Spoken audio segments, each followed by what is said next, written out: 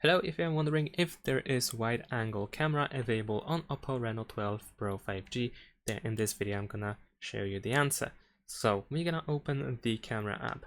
In the photo mode we can find the zoom over here, and in order to activate the wide camera angle we need to zoom out. So if you zoom out to 0.6 you will activate the wide camera angle. Of course you can be more precise by zooming in manually, like so.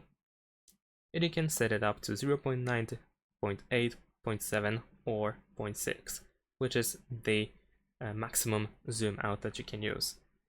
And for other modes, we also have the wide camera angle available, including the Pro mode as well.